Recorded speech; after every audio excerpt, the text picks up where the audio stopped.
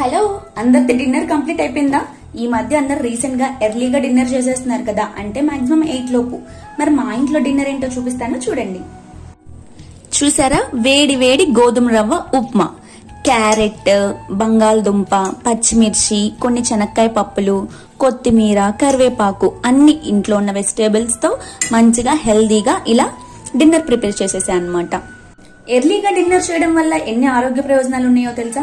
అంటే మనం మాక్సిమం 8 లోపు తినేసామనుకోండి, పడుకునేసరికి 11 అయిపోతుంది కదా. ఈ లోపు 3 అవర్స్ గ్యాప్ వస్తుంది. ఈ టైంలో మనం చక్కగా మనం తినేదంతా డైజెస్ట్ అయిపోతుంది.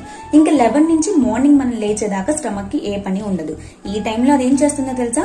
చక్కగా బాడీని రిపేర్ చేసుకుంటుంది. దీని వల్ల మనకి ఏదైనా డిసీజెస్ ఉన్నా ఈజీగా క్యూర్ అయిపోతాయి. హెల్త్ కి కూడా చాలా మంచిది. కొంచెం మనం స్టమక్ కి టైం ఇవ్వాలి, అప్పుడు ఫ్యూచర్ లో ఏ హెల్త్ ఇష్యూస్ రాకుండా ఉంటాయి. మంచిగా నిద్ర కూడా పడుతుంది అనమాట. ఇన్ఫర్మేషన్ నచ్చిందా? అయితే లైక్ చేసి సబ్స్క్రైబ్ చేసుకోండి. Thanks for watching.